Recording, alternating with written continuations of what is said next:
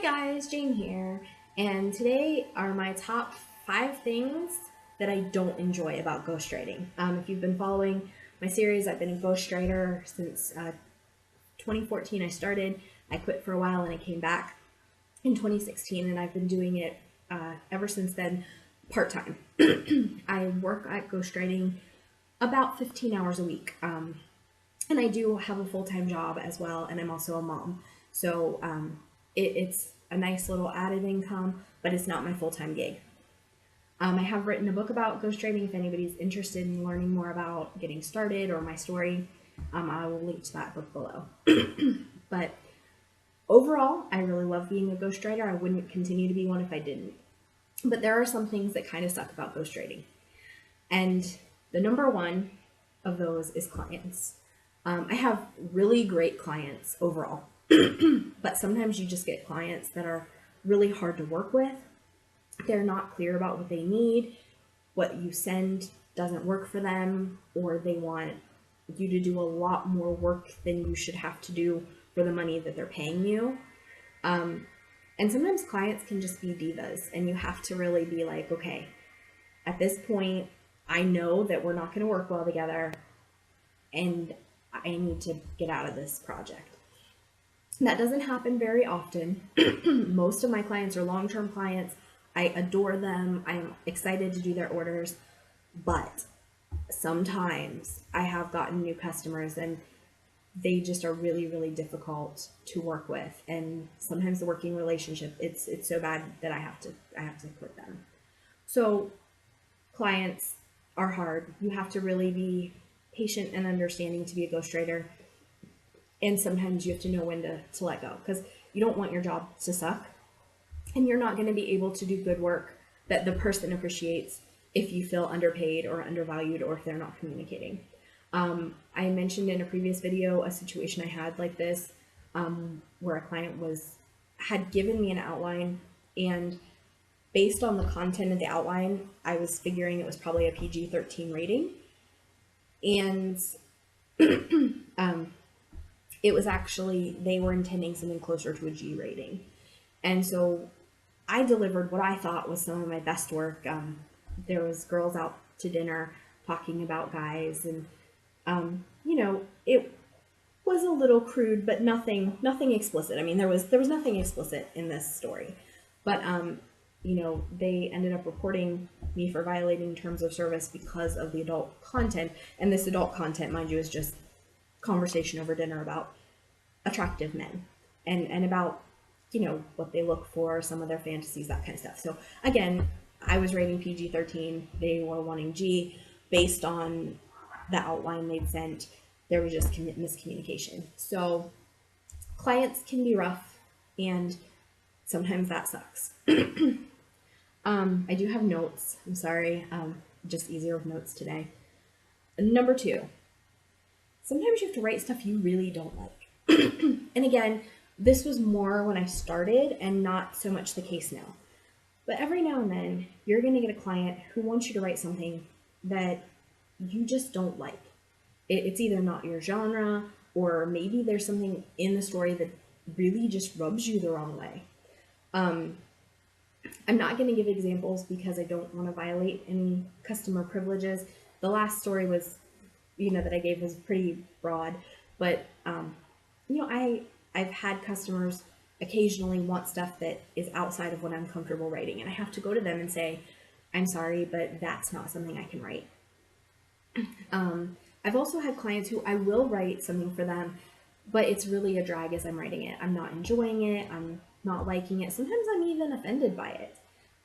Sometimes they have a political view or a religious view that is very different than mine, and I'm not entirely comfortable with what I'm writing. But I generally, now that I'm established, don't take clients like that. But when you first get started, sometimes you have to. So writing stuff you don't like or don't enjoy, that's pretty rough. And that's the second worst thing about being a ghostwriter. The third worst thing is burnout, especially when you are not writing your own passion projects. It is easy to burn out. You're sitting at your desk For me, it's 3 hours a day, 5 days a week, writing stuff for other people. And sometimes I want to be working on my own stuff instead. Or sometimes I'm just tired and I don't want to do 3,000 words today, but I have to because I've got clients and deadlines. And when I first started, I really burned out fast because I was trying to do too much and I wasn't being reasonable. I'd originally thought I could do 5,000 words a day, 5 days a week, and that was not realistic for me as a writer in my life. It just wasn't working. So I'm down to 3,000 words a day most of the time. But still, I have to really pace myself and I have to make good choices because burnout is a real thing. And even now, I sometimes experience burnout even with the 3,000 words. And if I'm really experiencing it and I'm not like right on a deadline, I'll take an additional day off and I'll just say, hey, I need a break. Or I'll write a little bit less, or I'll ask a client. I've got really great clients for the most part, as I said. I'll tell a client, hey, I know that we're doing, chapters of your story. Could you wait like 3 or 4 days to order the next chapter just so I have a break before having to start the next section? And most of the time they're really super helpful. Like I'm recording this in August 2018 and it's right around the time school's about to start. So I'm trying to get stuff done so that I can have less of a workload once the school year starts, the first week of school for my kids. We've got open house next week and stuff like that. So, but burnout is a real thing. Take care of yourself. Make sure you're eating properly, sleeping enough, not pushing yourself too hard. You want the writing to be fun. And if it's not fun, maybe you shouldn't be doing it because it's hard to do it sustainably if you are not having fun and if you start to hate it. And that was kind of what happened with me in 2014. I'm a lot better now. I know that I don't want to do ghostwriting as a career forever. And once my clients that I am currently working with, once they're done with whatever projects they need from me, I'll probably be done. I don't know that I'll seek out new customers, but the customers I already have, I'll continue working with until they're done. But, burnout's a real thing. Even with a much lighter workload that I have now than I used to have, it's still a very real, very difficult thing. And again, especially when you're writing stuff that maybe isn't your passion, maybe you're not enjoying the journey. It's really rough to be creative and in that headspace when you're just not having fun. Number 4, and this is huge for me, depending on what your writing goals are, it may not be a thing for you. So I struggle because I really sometimes want to work on my own writing, and ghostwriting is what pays the bills first. So that's what I do first. And I have deadlines with ghostwriting, whereas with my own novels, I don't. So there are times that I really am excited about a project I'm working on, but I've got client projects that need done before I can continue. And that's what's going on right now in my life. I'm trying to edit one of my books because I really want to have it on the market by January, and that means I need to get it edited, and I send it to my beta readers and then my editor, and then I need to re-edit it, and the whole process. And I really have had a lot of days where I'm like, man, I really want to get working on that, but I have client orders. So if you're writing novels, just be aware that sometimes it can really suck when you're like, I want to be doing my own stuff, and instead I've got client work. If you're not writing novels, that probably doesn't apply to you, but if you're trying to do your own personal writing too, it's tough sometimes to have to prioritize other writing, especially writing you may not be passionate about, over your own. Number 5, being a ghostwriter turns writing from a hobby into a job. And like all jobs, there are going to be days that just sucks and that you don't want to do it and that you don't want to clock in. And when I was younger, I wrote for fun and I wrote for passion and I wrote because I loved it. And I still do most of the time, but there are some days that I'm just clocking in and doing my job as a ghostwriter. That I come in, I sit down at my desk, I do the projects that need done as quick as I can and still have good quality, and then I shut down and I'm done. and it wasn't fun. It wasn't amazing. I didn't get hit flow state, which is what they talk about when it's like everything's just coming natural and it's great. You know, you're on a keyboard, everything's going great, it's amazing. Yeah. Some days you don't hit flow state, you just are there at your desk doing your job just like you would if your job, you know, was like I do at my day job sometimes. I like my day job. I like what I do, but there are some days that I didn't feel like coming into work, but I'm still there. I'm still doing my job, but my heart and soul is definitely not in it that day. And I'm doing the minimum I can do and still, you know, adequately do my job. Whereas there's, of course, other days, both in ghostwriting and my day job, where it's like I'm there, I'm motivated, I'm devoted, I'm excited. But ghostwriting turns it into work. And that's probably one of the suckiest things about ghostwriting is I love writing and I want it to be fun every time I do it. And sometimes it's just not. For the things that I don't like, I do have one bonus one as well. And that is that sometimes you are underpaid or you feel underpaid. I've mentioned before what I make as a ghostwriter, and I definitely sometimes feel like I should be making more.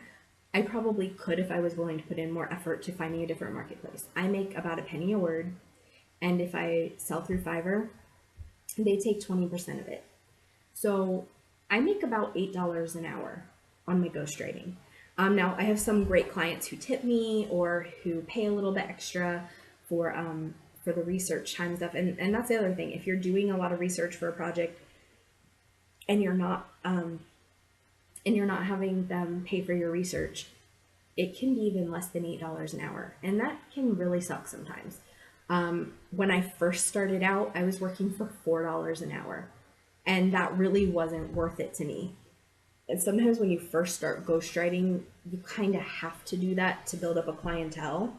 And if you really are devoted to this ghostwriting thing, do it. You know, take the jobs that are kind of crappy and pay low so that you can get the reviews if you're using Fiverr or another marketplace, so that you can, you know, build yourself up. You have to kind of start at the beginning and at the bottom. It's like any other job, low man on the totem pole, you kind of just have to deal.